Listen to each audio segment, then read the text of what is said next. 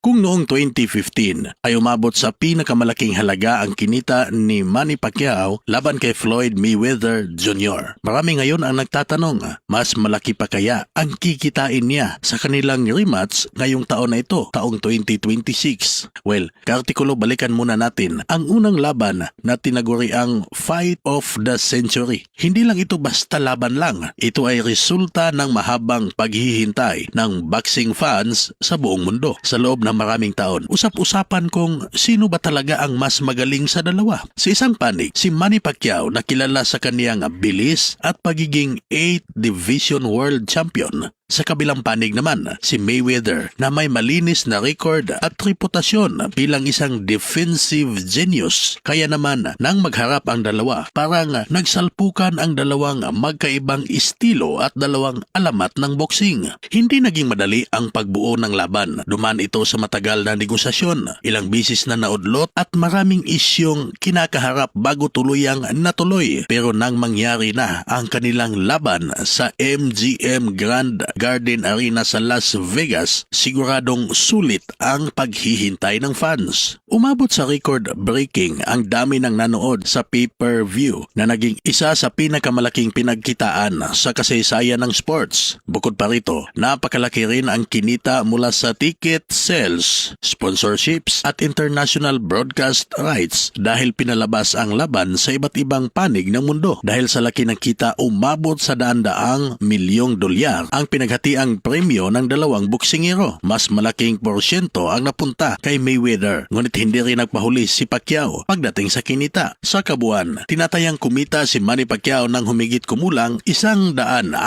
milyong dolyar mula sa laban na iyon, nakatumbas ng bilyong peso hanggang ngayon. Isa pa rin ito sa pinakamalaking kinita ng isang Pilipinong atleta. Ngayon, makalipas ang ilang taon, muling bubuhayin ang laban sa pagitan ng dalawang alamat para sa kanilang inaabangang rematch na gaganapin sa September 19, 2026. Inaasahan na muling magiging sentro ito ng atensyon ng buong mundo. Ayon sa mga ulat, posibleng umabot sa mahigit 100,000 milyong dolyar ang kikitain ni Pacquiao sa laban na ito. Ibig sabihin, kahit matagal na silang wala sa kanilang prime, nananatili pa rin ang kanilang hatak sa fans at sa industriya ng boxing. Mas lalo pang tumaas ang excitement dahil ang laban ay susuportahan ng Netflix at gaganapin sa The Sphere, isang venue na kilala sa makabagong teknolohiya at kakaibang viewing experience. Dahil dito, inasahang aabot sa napakalaking halaga ang kabuang kikitain ng event na posibleng pumantay o higitan pa ang mga naitalang kita noong 2015. May mga ulat din na nagsasabing may garantisadong malaking bayad ang bawat boksingero bago pa man hatiin ang kita mula sa pay-per-view at sponsorships. Ibig sabihin, panalo na sila kahit hindi pa nagsisimula ang laban. Sa huli, ang rematch nito ay hindi lang tungkol sa panalo o talo. Isa rin itong laban para sa ligasiya, kasaysayan at kung sino ang tunay na maaalala bilang isa sa pinakadakilang boksingero sa lahat ng panahon.